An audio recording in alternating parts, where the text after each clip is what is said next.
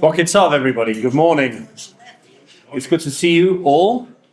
If I could ask you please to just turn off your phones so we don't get any musical interludes. This is our last shir for a few weeks. Next week, as you know, is Rosh Hashanah, please God. Haba Aleinu L'Tova. The week after that is Yom Kippur, or Erev Yom Kippur. And then it's Chol HaMoed, and then it's Isru Chag. So please God, 5 weeks from today, we will start again. Isru Chag, there is no shir, correct. You'll still be dancing from Simchas Torah on Isru Chag, so we don't want to stop that.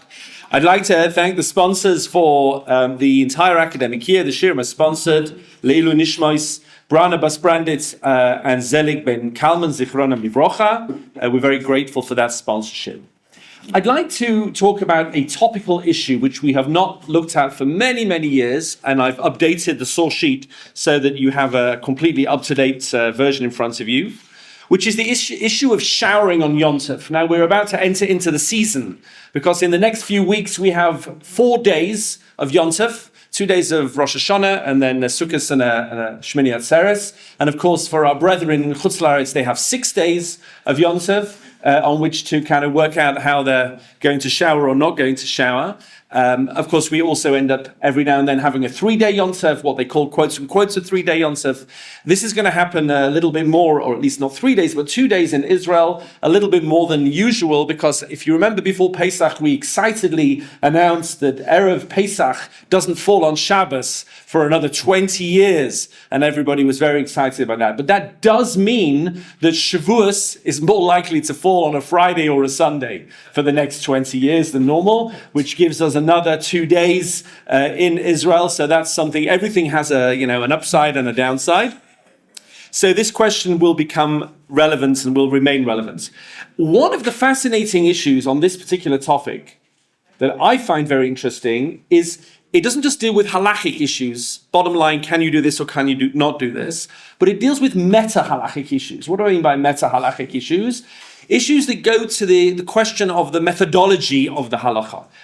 How do people decide what they decide? What are the factors they bring into bear? Does the halacha change? Does it adapt? Does it evolve? These are meta-halachic questions which come up very much on this issue, which we'll see as we go along. This is also an issue that people seem to be a little bit triggered by, in my experience. When you ask certain rabbonim if you can take a shower on Yom Tov, they get very insistent, no, it's completely osa, and it seems to be one of these kind of slippery slope. If you let people take a shower, by the time you look around, they'll be in the pool and they'll be on the beach, and it's kind of a part of a system that we have to shut down. Other people, if you open the Pnini Halacha, he'll say it's appropriate. You should take a shower on Yom Tov if it's a 2-day or quotes and quotes 3-day Yom Tov. It's something that you should do. So I need to get a little bit of a handle with you today on why people are saying different things. Also, you never seem to have two people who get the same answer on this question. I brought you on page 1 here some of the variations you'll come across. For example, some rabbis allow you to just shower the whole body on Yom Tov. Other people say you can shower up to half your body. I'll let you work out how to calculate that for yourselves. It might, I suppose, depend on proportions of different kinds. Others allow you to shower the body limb by limb. Others just the face and the feet and the hands. Others don't let you step into a shower at all. You have to stand by a sink. Some people say you can shower in hot water, some in lukewarm water, some in cold water, and some not at all. And there's a big debate as to what does it mean to have lukewarm water. We'll get to that too. Some say you can shower in water heated before Yom Tov, some in water that was heated even on Yom Tov, and others not at all. Some differentiate between a bath and a shower, others between a private bathroom and a public bathroom, let's say in a dorm. Some make a difference between a 1-day Yom Tov, a 2-day Yom Tov, and a quotes and quotes 3-day, others do not. Some make a difference between regular boiler systems and dut shemesh, others do not. So this is where this issue becomes a bit more complicated. What I'd like to try and do with you today is show you the basic framework of why people differ in the way that they differ. And then you can go away and ask your shaila and work out what you can or can't do on Yom Tov. But hopefully we look at there are 3 separate issues that we have to get clear in our mind And until you get clarity on these three separate issues, none of this really makes any sense. And it sounds like people sort of all saying different things. Once we get those issues clear, I think it'll all fall into place and we will hopefully take a very complicated topic and make it a bit more understandable. So let's look together. At the beginning, it's relatively easy. You're not allowed to do any malacha at all on Shabbat. That we know, on Shabbat. So most of what we're going to be talking about today is Yom Tov. Let's just take the first source, very easy. He's talking about Pesach here. V'yom hashvi Shabbos l'Hashem Elokecha. So the seventh day of Pesach is also a Yom Shabbat, as it were. Lo ta'aseh kol malacha. Sorry, seventh day of the week, sorry. We'll get to Pesach in a second. The Yom HaShvi, the seventh day, as in Shabbos, is going to be a Shabbos l'Hashem Elokecha. Lo ta'aseh kol malacha. You may not do any malacha. Ata uvincha v'techa, etc. We say this for Kiddush. On Shabbos, you may not do kol malacha. That's very straightforward. However, when it comes to Yom Tov, and that's, I misspoke before, this is the issue for Yom Tov in number 2. In number 3, excuse me, or B'Yom HaRishon Mikra Kodesh. On the first day is a Mikra Kodesh, or B'Yom HaShvi Mikra Kodesh. This is talking about Pesach. Liyeh lachem, and that's going to be a Mikra Kodesh lachem. So in the sense of, it is a special day, it's a Yom Tov day, and then it says, Kol malacha lo ye'aseh bahem, no malacha may be done on any of these days. So far it says like Shabbos. Ach asher ye'acheh l'chol nefesh.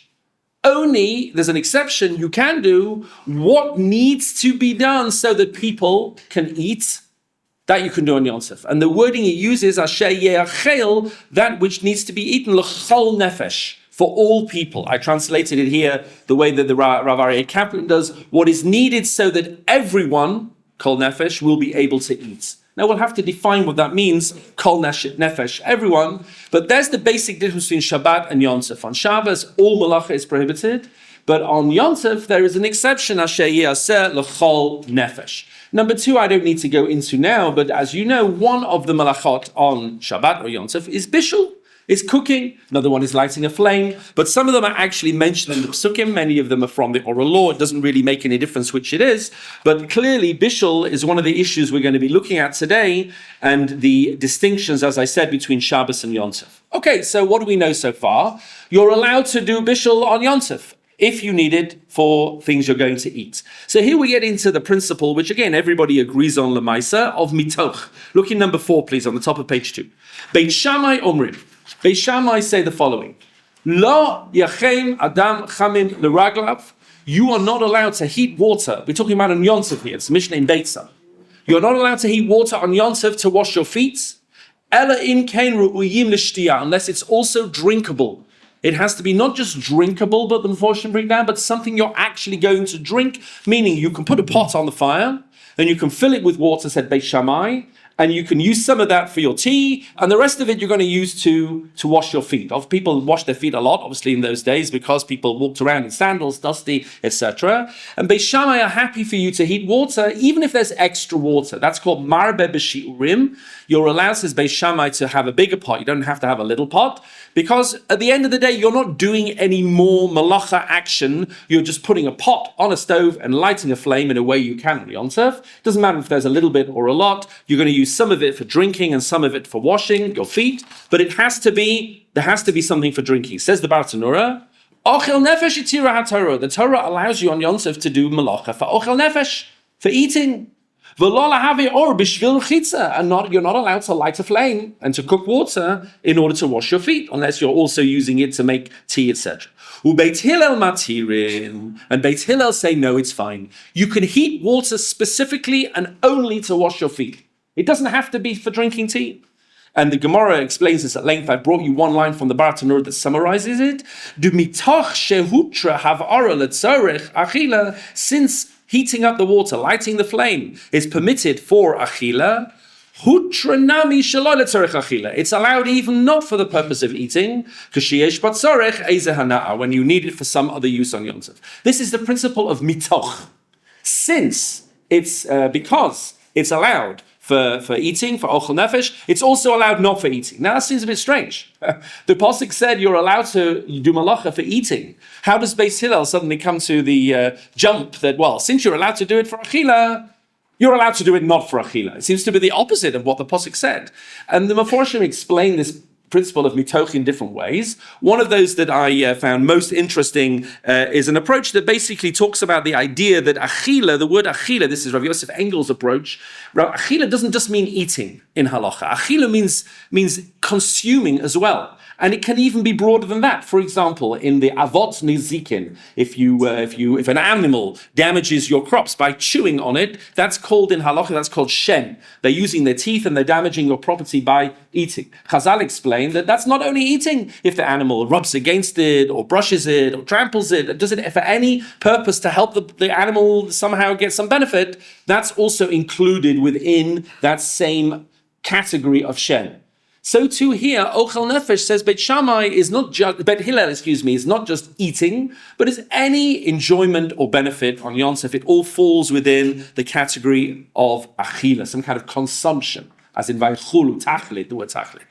There is a debate, which I'm not getting into today, as to what kind of benefit does that need to be. The Gemara talks a lot about someone could take a lulav out on Yom Tov when there's no Eruv, because according to Beit Hillel, by Shammai would be a problem, right? According to Beit Hillel, because you need the lulav, it's a need for Yom Tov. Is that only a need which is a mitzvah need? What about a need which is a general need? And if you remember back to when we used to live in places with no Eruv, I don't know if you used to live in places with no Eruv, I certainly did. The first 32 years of my life, I never really lived in a place where that was an Eruv. And on Yom Tov, you knew you're allowed to carry, but only things that you need for Yom Tov, etc., and you go through that cheshbon.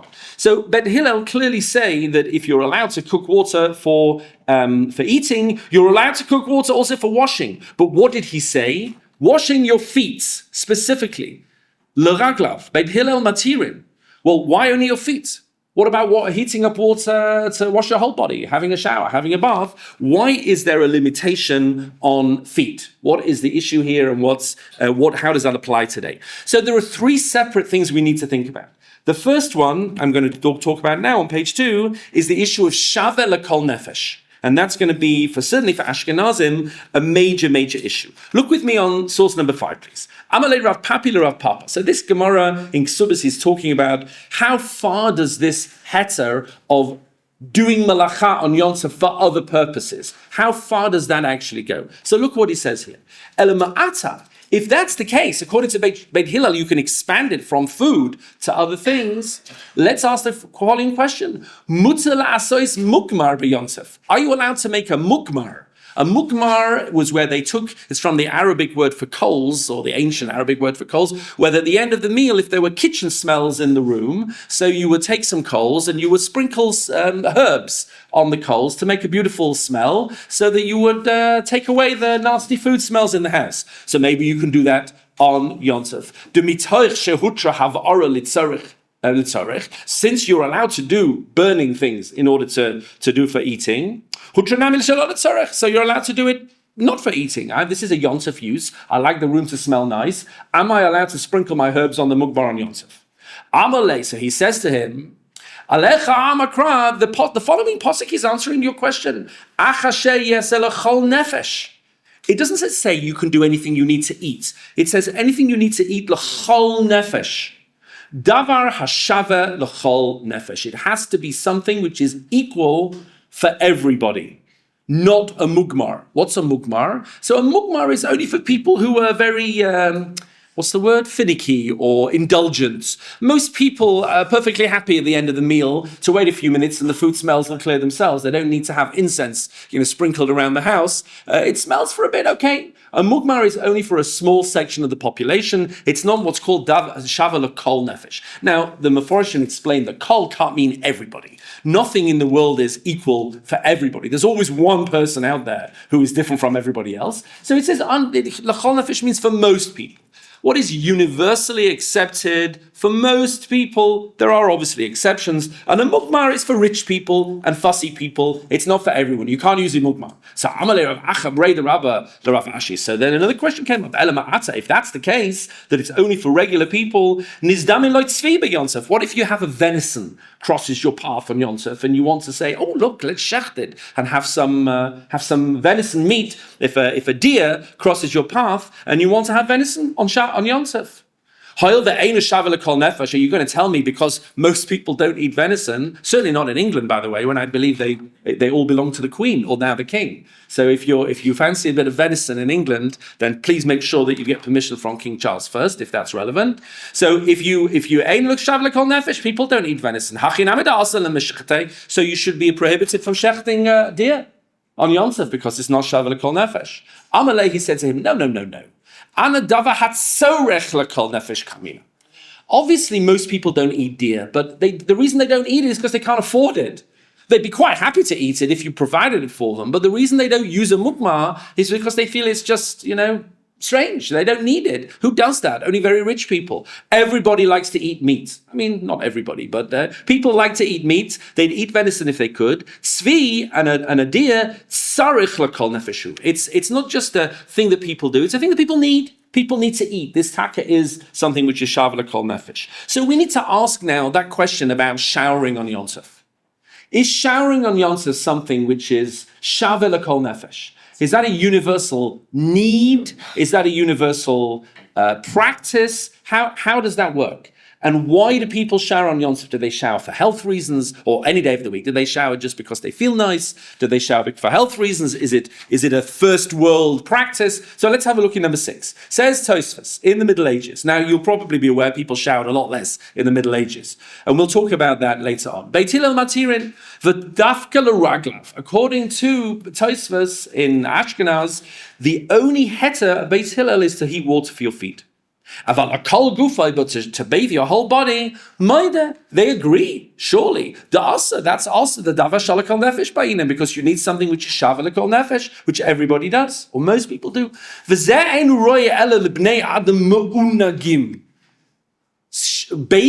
on Yom Tov is only for the mu'unagim.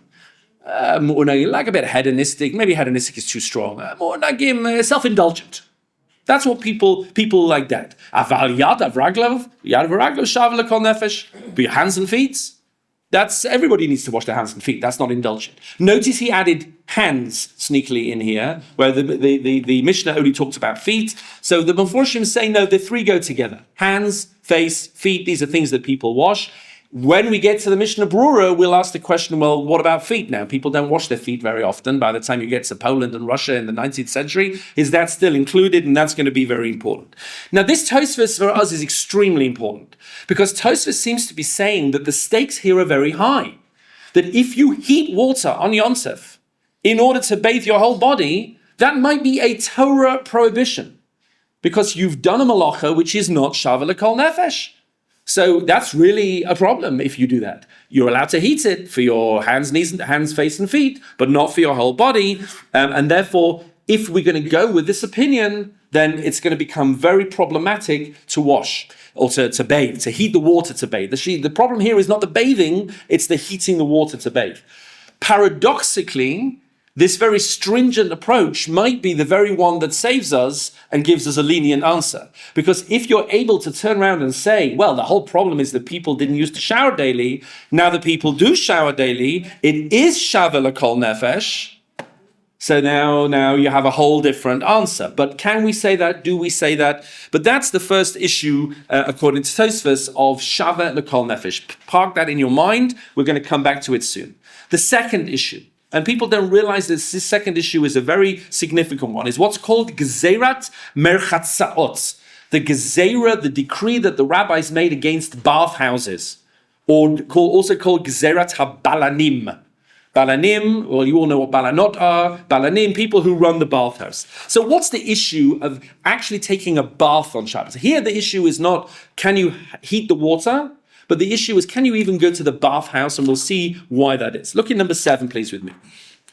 So the men of Tiberia, maybe the women as well, but certainly the people of Tiberia, initiated or innovated something very interesting and technological in the time of the Mishnah. Number 7, says the Mishnah in Shabbos. There's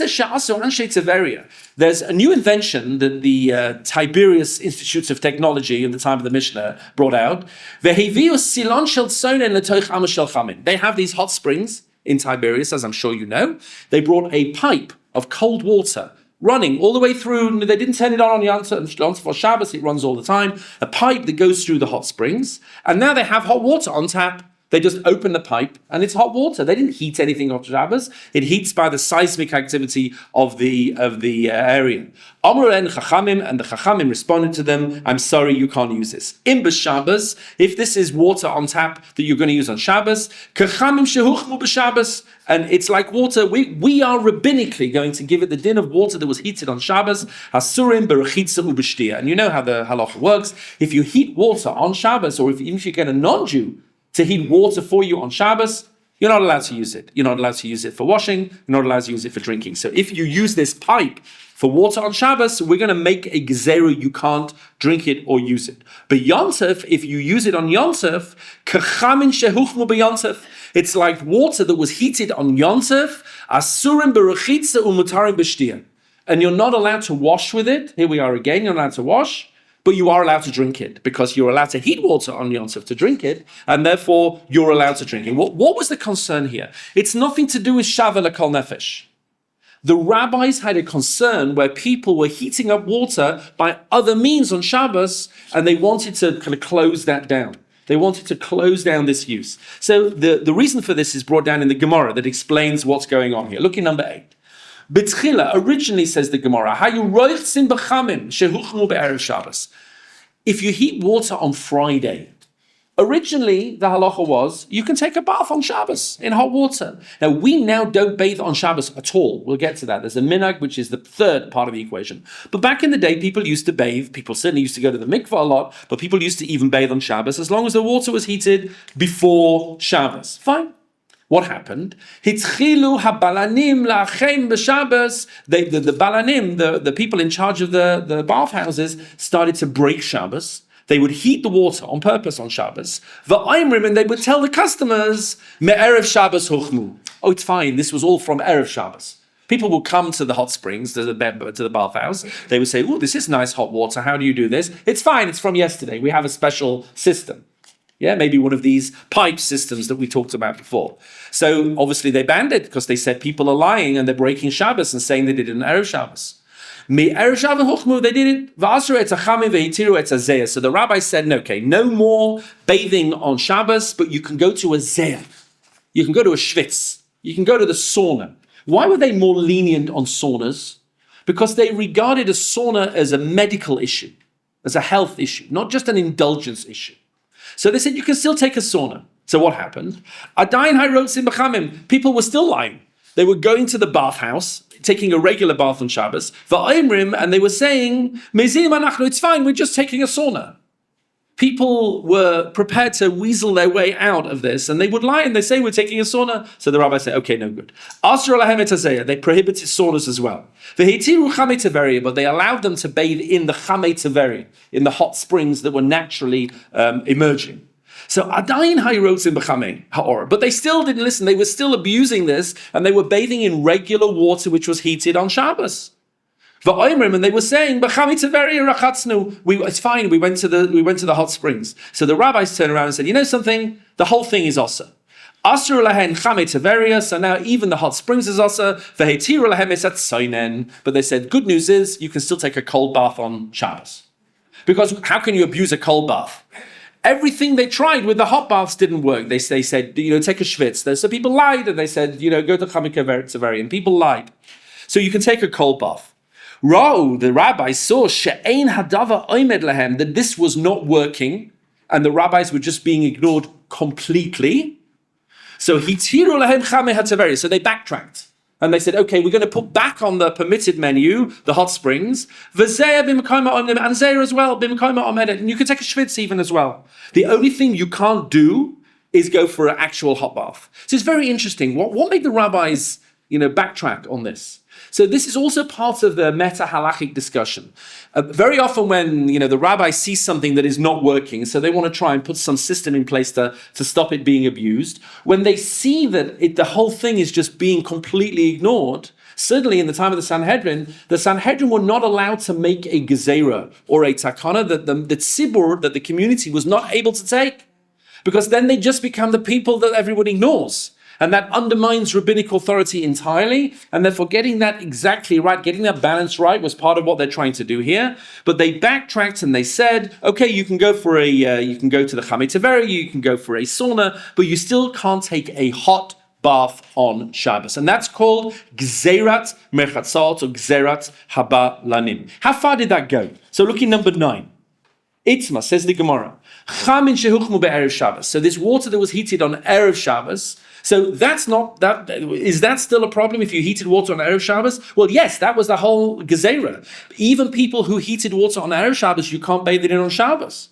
Rav says, Lemachar on Shabbos, roichetz behem kol gufo eva. You can still do eva. Eva means limb by limb. You put your left arm out, you put your right arm out, you do the hokey cokey and you do the whole thing. It's this process, you stand outside the shower, you arm, leg, because that they didn't make a gezerah on. The gezerah was on bathing, not on people just dipping their arms and legs in the water. Shmuel Amar, no. Once you start letting people do the hokey cokey in the shower, that's no good. It has to be just your face, your hands and your feet. Yes? Showering itself is a problem because when you take a bath, your whole body is immersed simultaneously. Right. Showering, your whole body is not immersed. Excellent. So you're raising the question, what does any of this have to do with showering? They didn't even have showering in those days. We'll get to that. You're quite right. We're talking about bathing so far. Okay, so we have Gzerat Merchatzos. You're not allowed to take a bath on Shabbos, even in water that was heated before Shabbos. And there's this debate as to whether you're allowed to dip your arms in or not your arms in, or whether it's only the face. We pass like Shmuel on that. And on Shabbos itself, the halacha is that you're only allowed to wash your face, etc., on water that was heated before Shabbos. But what about Yom Tov? We're today asking about Yom Tov. Did they extend this whole issue to Yom Tov?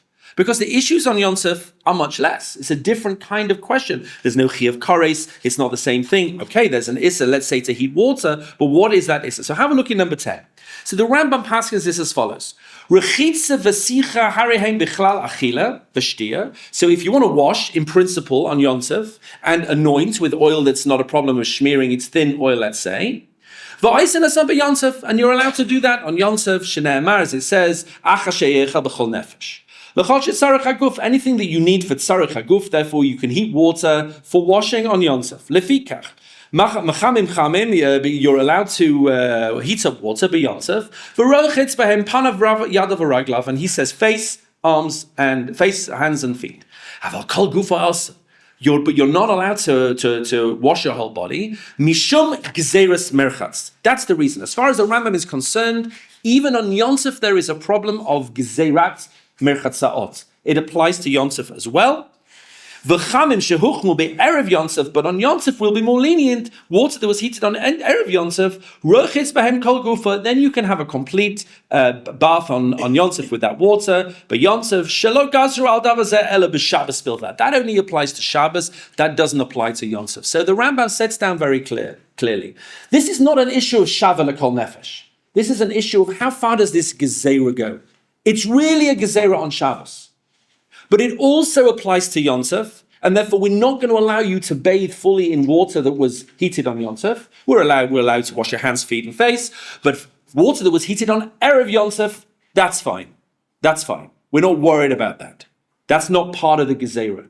He doesn't say anything about limb by limb, but he certainly doesn't apply the gezerah in the same way to Yom Tov, and therefore, again, we're going to have to work out. So what's the deal? Does it matter if you're Sephardi or Ashkenazi? So far, we've had two reasons why bathing on Yom Tov might be a problem. Reason number one is if you heat the water, Tosfos said, Shav lekol nefesh. This is not Shav lekol nefesh. You're breaking Yom Tov on a Torah level. Says the Rambam, no. I'm not concerned about on the Torah level. Maybe he doesn't hold by that. He holds that that's fine. Shav lekol nefesh would include this.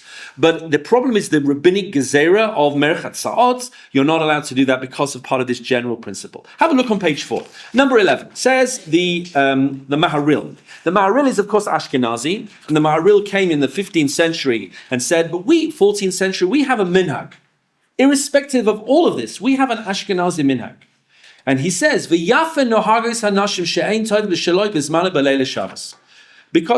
what about women who go to the mikveh on Shabbos? Now, as you know, you're allowed to go to the mikveh on Shabbos. But what about women who don't go to the mikveh on the correct night of going to the mikveh? They had to delay. They go to the mikveh later. It's not mikveh night, as it were. So would women go on Shabbos? They should really have gone on Wednesday or Thursday. Okay, they were out of town. It wasn't convenient. It's fine. I'll go on Friday night. So we have a minhag, says the Maharil, that the women don't go to the mikveh on Shabbos unless it's the night of their mikveh immersion. If they can go on the weekday, you shouldn't go on Shabbos.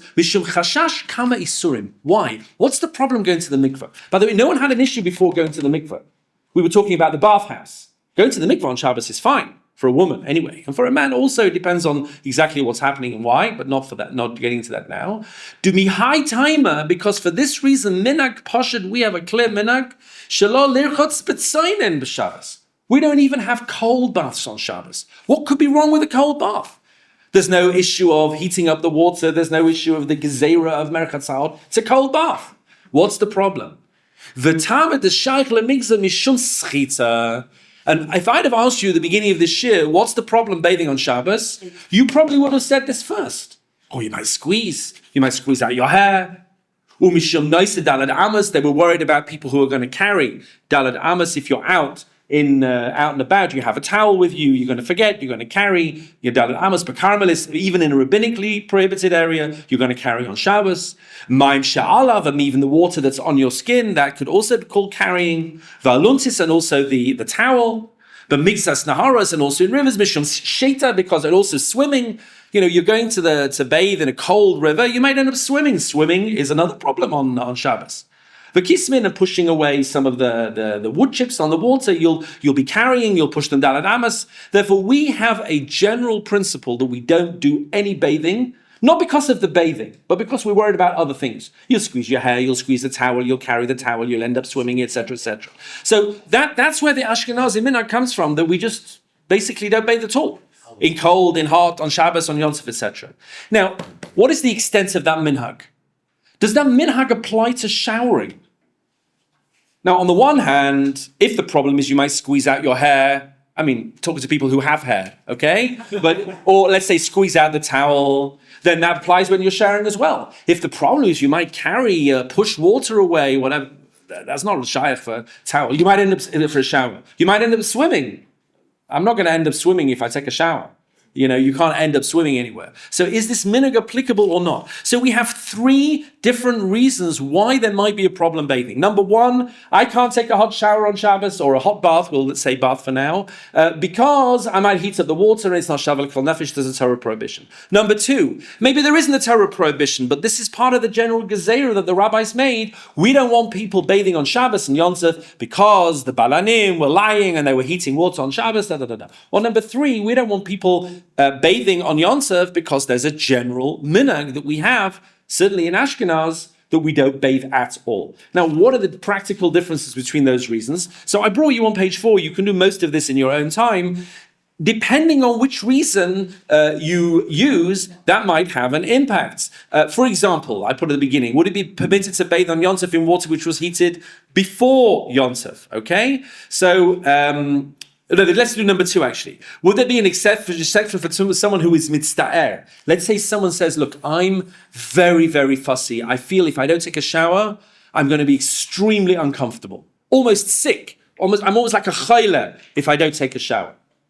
So, according to Tosfos, who holds that it's a Torah prohibition, I'm sorry, what can we do? If it's pikuach nefesh, then we can talk. It's not likely to be pikuach nefesh, but heating water for pikuach nefesh at a brit milah, etc., there's a discussion to be had there. But Tosfos will say no. The Rambam will say, well, no, there's a gezerah d'Rabbanan. But does that gezerah apply to people who are in extreme discomfort? We have a general principle, b'makom chayle, lo gazru rabbanon. The rabbis did not normally make a gezerah for people who are so discomforted, depending on how that discomfort was. What about the Maharil? They're worried about squeezing. Well, did that minhag apply to people who are ill as well? Or was the minhag only on healthy people and not on ill people? And there are many other aspects as well. What if people shower daily? Tosfos will say, well, fine, maybe that's shavel kol nefesh. The Rambam will say, well, no, that's a rabbinic prohibition. Just because people shower daily now, the rabbinic prohibition has not necessarily changed. We're worried about people heating water on Shabbos, etc. And you can look through this yourself and think about how those differences apply in different ways. Okay, what's the halacha? Yes? Oh, we'll get there. We'll get there. We are going to get into our Dut Shemish in a few moments. Okay? Look at page number 5. How does the Shulchan Aruch paskin? And this is why this halachic area is complicated. So far, I hope it's been relatively simple. You have a question, can I shower on Yonsev, bathe on Yonsev? And the question is, well, there's one reason which is Shav L'Kol Nefesh, one reason is the Gezerah Drabanan, one reason is the Minhag. What does the Shulchan Aruch rule? Number 12. Mutter la'achem beYonsev mayim, you're allowed to heat up on Yonsev water, lirchatz yadav, to wash your hands, and for hands read, hands, face, feet.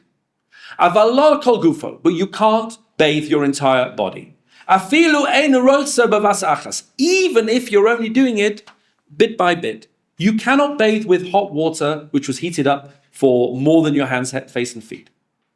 Doesn't say why. Is the reason because, like Tosfos, it's not Shav L'Kol Nefesh, it's a Torah prohibition? Is the reason the Rambam, which is the Gezerah D'Rabanan, is the reason the Minhag? Probably not, because the Sfaradim never had that Minhag. It was an Ashkenazi Minhag, but you can't do it. Second halacha, Aval b'mayim shehuchmu be'erev Yonsev. But if you have water which was heated on Erev Yonsev, muter ilchatz kol gufay afilu ke'echad. Then you can bathe on Yonsev with that water. Okay, so that sounds like the Rambam. That definitely sounds like the Rambam. You can bathe on Shabbos on Yonsev in water which was heated on Erev Yonsev. Aval b'merchatz also, but not in a public bathhouse. Definitely sounds like the Rambam, because the concern is the gezerah of the public bathhouse. And then in comes the Ramah and says, v'yesh oisrim b'chol inyan. And where we are, there are people who say, no way, Jose, in any way, cold, hot, Yonsev, Shabbos, v'chein nogim, and that is the minhag.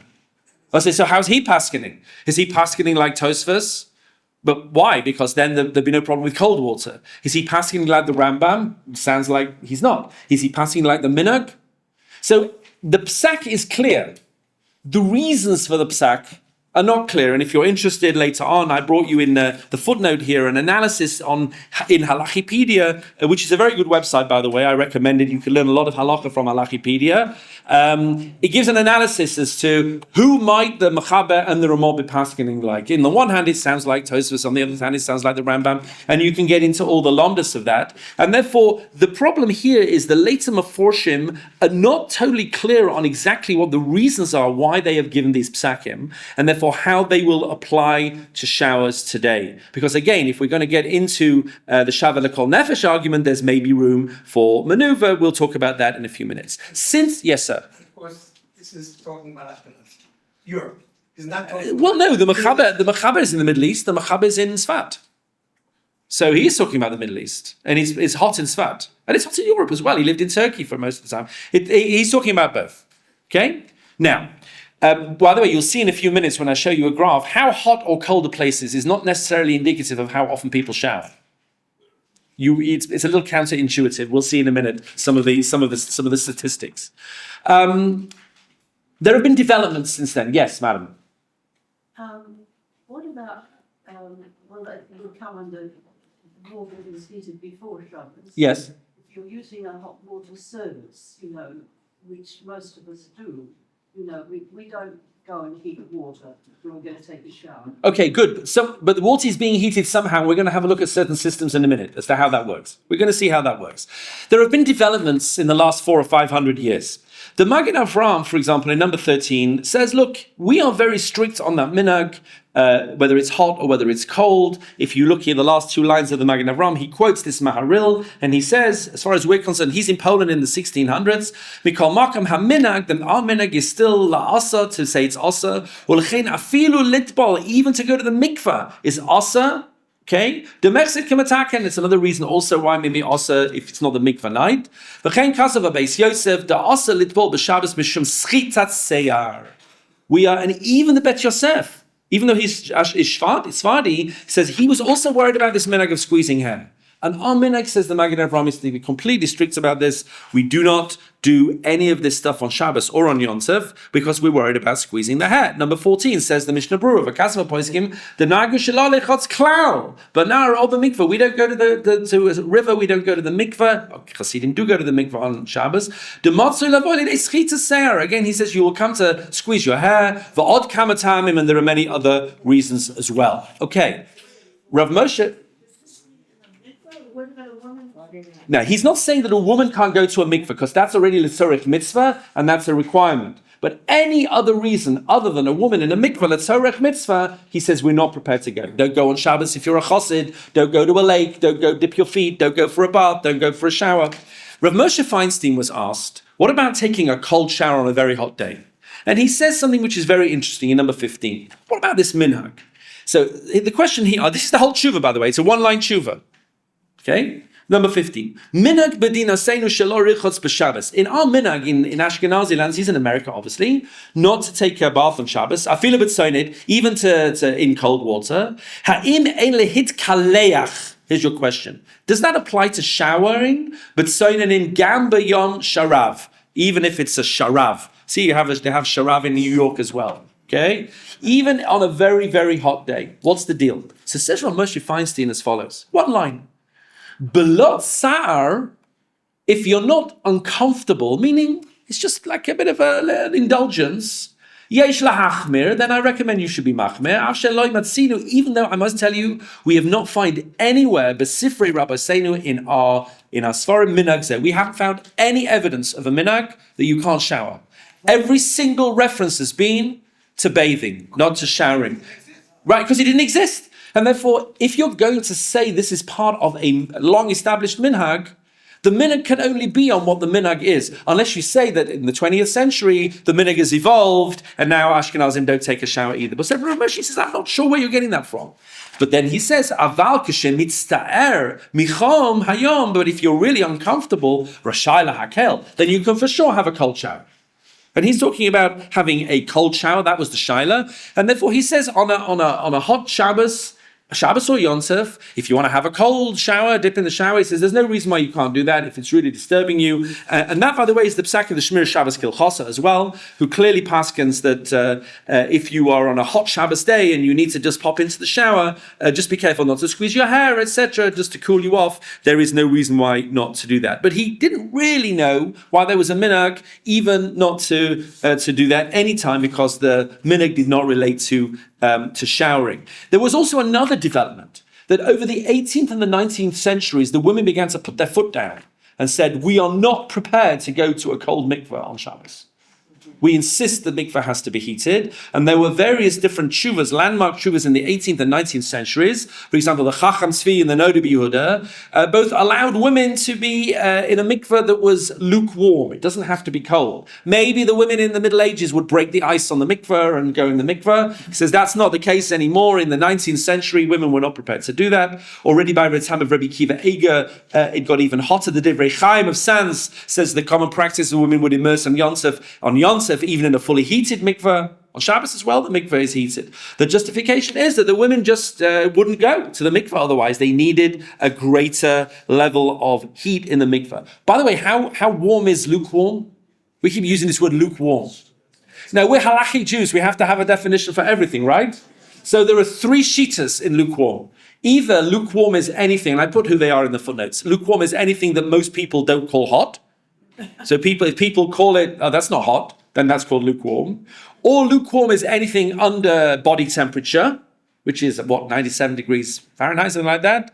Or lukewarm is anything under yad saledis boy, meaning yad saledit bo, which is the level of heat on Shabbos which you violate the prohibition of bishul. What is yad saledit bo? So yad saledit bo in the Gemara means the temperature which you put your hand in and your hand would not would burn, but you just go, ooh, you'd pull it back again. How hot is yad saledit bo? Because the Meforshim is saying if it's not Yatzel edible, then it's not hot halachically. So we don't go by people's hands today because there are people that can stick their hands in dishwater, which is absolutely boiling, okay? And there are other people who won't go near it. So there is a big debate in the poskim as to what is Yatzel edible. I just want to let you in on an interesting psak of Rav Shlomo Zalman Auerbach. Rav Shlomo Zalman Auerbach said there's a Gemara, I think it's in Chulin, might be in Zvachin, I'm not sure, that says that if you shecht an animal, and the animal turns out to be a treifa, which you wouldn't know until you checked it, then your knife is not treif. Why? Because the blood of the animal is not halachically hot. It's halachically cold. And therefore, you're never going to treif up your knife if you shecht an animal which is a treifa. So he says, so then it's very simple. Let's find out the highest blood temperature of any animal that you would ever shecht. And that for sure is not Yatzel edible based on that Gemara. So he sends his Talmidim off to do some research, and they found that the highest blood temperature of any kosher animal, or it's actually a bird that you might shecht, is a sick goose. A goose with a fever, okay, which is still kosher, is nevertheless shechtable, and the blood temperature is 113 degrees, as far as I'm aware, Fahrenheit, and therefore he said, that for sure is not Yatzel edible. Maybe even higher is not Yatzel edible. For sure, that is not Yatzel edible. So you need to be a frum Jew, you need to be a botanist, an anatomist, you need to do all these things. So let's ask a couple of questions before we get to a psak. And we'll see in a minute how we pass it. I'm going to give you some bottom line here. First of all, are people's showering habits different these days than they used to be? Well, for sure they are. There's been a revolution in showering, partly because of just people access to water. My father didn't grow up in the 14th century. He grew up in the mid-20th century in England, and they did not have any running water in the house, or they had taps, but they didn't have baths. They had to take a bath, somewhere else, or fill up the bath or whatever. They didn't have a bathroom in the house. They had to go to the bathroom in the street. So people didn't have running water in the way that they do now, and things have changed dramatically. And I brought you some graphs here as to which people take how many showers a week. You'll see, interestingly, that the British are fairly low on that. They don't like getting wet. But you could excuse them and say that it's never warm enough to take a shower in England anyway. But interestingly, the Chinese take very few weekly showers. It's really quite hot in many parts of China. You see the Russians take a few more, the French, the Spanish. In the Middle East, they actually do take quite a lot more. Australia takes a lot of showers, probably because it is also hot there and they have first world access to water. But interestingly, the winners of this particular competition are the Brazilians, who take 12 showers or more a week, which is a lot of showers, which is quite a lot. This is very culturally dependent. Because of, I used to work in Paris in the summer, and if you go on the metro in Paris in the summer, you know that the French showering habits are not the same as necessarily as Americans or British. Well, that's right. So it is very culturally dependent, and I've given you various graphs there as well. But more interesting for us is, do I care? Does the definition of Shaveh L'Kol Nefesh change depending on the circumstances? So on this, there are a number of rulings. Rav Nissim Karelitz very clearly ruled, and this is the ruling of the Debreciner Rav as well in the Be'er Moshe, that halacha is objective. Halacha, if Chazal say that Kol Gufa is not Shaveh L'Kol Nefesh, it's not Shaveh L'Kol Nefesh. That is an objective definition of halacha, and we do not play with it, and we do not change it, and it makes no difference what people actually do. And he says, even if people shower daily, that doesn't mean it's a daily need. It doesn't mean they need to shower daily. It means that's what they do. We're talking about what people need. Tzorech L'Kol Nefesh, okay? And he therefore says that you cannot make that depend on people's actual habits. However, that's not so poshut, it's not so straightforward. We'll see soon that Rav Soloveitchik's clear position, brought down by many of his Talmidim, was that Shaveh L'Kol Nefesh is something which is societally dependent, and if you live in a society where people have changed their bathing habits, then that will actually impact the halacha. And there are even hints to this. The Mishnah Berurah, the Bir Halacha, I should say, in 16 and 17, same Mishnah Berurah Bir Halacha is the same author. So the Bir Halacha here talks about whether you can now still heat water on Yom Tov to wash your feet. And he says, well, now we don't wash our feet anymore. So maybe the definition of Shava L'Kol Nefesh has changed. Now, he's saying this to be strict, not to be lenient. He's saying now you can't even wash your feet anymore because that's not Shava L'Kol Nefesh. But once you get into a debate as to this potentially changing, then you are into an interesting discussion. And he brings down other Meforshim here in number 17 that suggested that maybe it's not just the hands and the feet and the face. If there are other limbs that people regularly wash, people maybe wash when they prepare for mikvah, other parts of their body, etc. People wash obviously a lot, but there's maybe some room for flexibility there, depending on what the society is. There's a very important Tosfos in number 18. He says as follows: Beit Hillel Matiri, mashma dafke l'raglav aval etzarek kol gufo loy. We saw this before. V'chein mashma b'kol hashmaisin de machmirim b'chamim shehuchmo b'yonsev. We are machmir not to heat water on Yonsev. K'cham shehuchmo b'Shabbos. We treat it like water which was heated on Shabbos. V'gazru al azeir, and they made gezeras on the shvitz, on Yonsev, etc., etc. V'oimeri, and the Re says as follows: the rechitza eina ela l'tanuk. Because the issue here underlying everything is that washing is actually just a pleasure activity. V'asura, and that's why it's awesome. Come on, mugmar, like we said before, the sprinkling of the herbs on the. It's a pleasure activity. It's also perikamadik subas mishum de ein shav lekol nefesh. V'kei machmim yushamid the hainu time of the rechitza. That's the reason why washing is even a question here. Aval zeya, why did they eventually permit the sauna? Remember, originally they wanted to prohibit the sauna, but they went back because people were just not listening. That is called Shava Hilakol Nefesh De'enu Tanug Ela Lebriut, because a sauna is for health purposes. And therefore, we're only concerned at washing because it's just an indulgence. And therefore, again, if that has significantly changed in today's world, we don't regard showering, certainly showering, and that might be a difference between showering and taking a bath. Taking a long hot bath, I think, for most people in the busy world we live in, is considered a little bit of an indulgence. Okay? I don't think I've done that for 35 years, honestly. Okay? Taking a shower, you run in, you run out. It's it's like getting dressed. And therefore, the whole attitude, not just the frequency, but the nature of the thing itself may have fundamentally changed. We just don't relate to showering as a pleasure activity. We relate to it as just something that is something we do as part of our daily routine, and that might be relevant as well.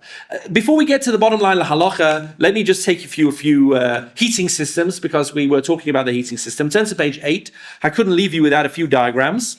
Most people either have an electric or gas boiler system, like we used to have in the old country, where you have an immersion heater of some kind or a gas burner which is heating up your water. How does that normally work? So you have a boiler that heats up the water, you turn on your hot tap, hot water comes out, and simultaneously as hot water comes out, cold water goes in.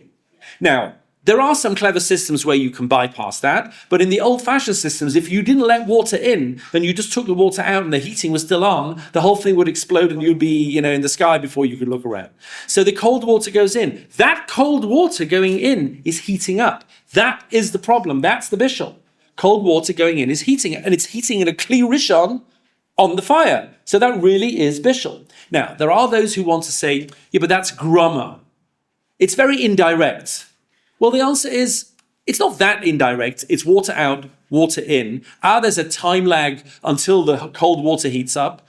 There's always a time lag with bishul until the cold water heats up. The nature of the malacha itself it's a malacha that takes time. You don't say if someone puts a pan on the stove to heat water on Shabbos, well, it only heated up 5 minutes later, so that's grama. No, that's how long it takes to do bishul. That's how bishul works. So there is a problem. There is an argument to say that, well, you don't intend the cold water to heat up. It's a davar she'eino miskaveh. But then you get into the debate, well, it's a psik reisha. It is going to heat up. It's definitely going to happen. So does it help that you didn't intend it? And did you really not intend it? Now, in some systems, by the way, when the water system is turned off, although the water's still hot, when the cold water comes in, it sinks to the bottom, and the water you're taking is off the top. And therefore, even if you're taking out hot water and cold water is going in, it's not necessarily the case that cold water will heat up on Shabbos or Yom Tov. I mean, let's stick to Yom Tov. We're not really talking about Shabbos. Whatever it And you're not using that water in any case, unless the whole system is being used. A lot of people are using it. So that there are debates to be had as to how the system works, etc. And therefore that may make a significant difference. And again, you can get the systems adapted in different ways. And then there's the Dud Shemesh. A Dud Shemesh is a completely different system. A Dud Shemesh doesn't heat the water up by electricity or by gas. You have either a solar panel which generates electricity, if you like, and heat, or generates heat, I should say, and heats up an element and then heats the water, or you have water even going through in the old-fashioned systems going through the panels, and therefore everybody agrees that Dud Shemesh is not a Torah prohibition of heating water, even on Shabbos.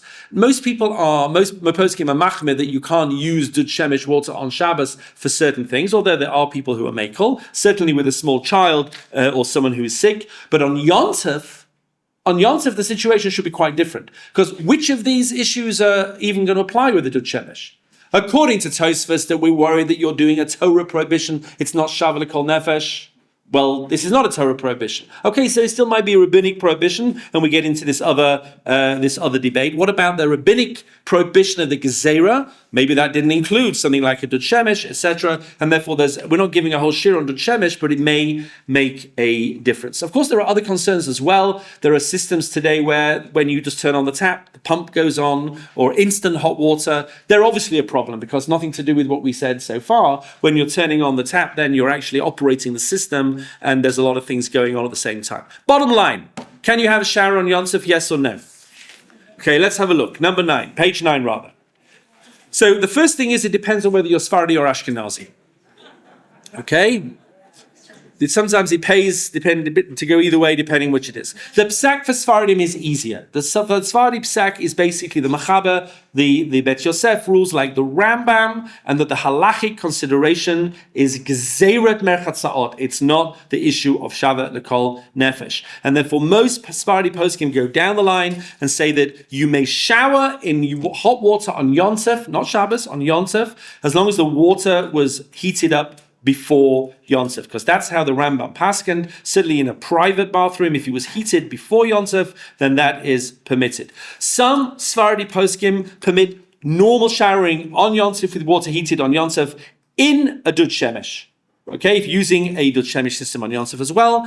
And there are other Sephardi poskim that will even be more mekel and allow on a 3-day Yom Tov, etc., as long as the water in the boiler was hot when Shabbos when Yom Tov came in, and new incoming water is coming in afterwards, they're even mekel on that. But the mainstream Sephardi psak is, if the water was heated before, you can have a hot shower on Yom Tov, it's fine. The Ashkenazim, you have two groups. One group is more lenient than the Sephardim, and one group is stricter than the Sephardim. Because again, if you're really pinning your whole debate on Shavah L'Kol Nefesh, that will depend on whether you allow that to change with the times. So there are two basic groups. I'd say there's a minority group, but it's a significant group that says that showering is today Shavah L'Kol Nefesh. And therefore, you can walk into a shower on Yom Tov, again, not Shabbos, on Yom Tov, and you can use the hot water which was heated in a regular boiler system on Yom Tov, again, not if it turns on a pump or electricity, etc. And they will allow that completely and normally. There are some, like Rav Shechter, who is worried about the drabonon, meaning the drabonon may not change even if people's habits change, and says, okay, it's better to use lukewarm water. Even on Yom Tov itself, you can just, find that. For most people, by the way, that's totally fine. Nobody really needs a red hot, boiling, piping hot shower on Yom Tov. They probably don't want one, especially if it's warm outside. A lukewarm shower should be fine for many people. And certainly the Ashkenazi poskim, many of them say that's okay as well. And a Dud Shemesh would definitely be okay, according to those poskim. And then there are the Ashkenazi poskim that go the other way and say, no, the main problem is Shavah L'Kol Nefesh, and today we do not change that based on the times, and therefore I brought you here that water heated on Yom Tov, many of those poskim will say, no, that is not allowed. You can only do it to wash your hands and your face, maybe not even your feet. Some people will say you can do the, arm in, arm out in lukewarm water. Others don't even allow that, and I brought you all of the links down below. Just lastly, before we finish, on page number 10, The other issues that we've talked about in the shower, yes, be careful about squeezing. Squeezing is a problem. Squeezing towels is a problem of malabin. It's pushing water through the towel, which is cleaning it. Squeezing hair is a problem of dosh, which is squeezing the liquid out of something else. A bar of soap obviously is a problem. People should use liquid soap, and there's a debate as to how runny is liquid for the halacha. And I brought you a few other things as well there: combing hair, brushing hair, etc., etc. There is a parallel debate, just to end in the last 30 seconds, of smoking on Yom Tov. And this goes in the opposite direction.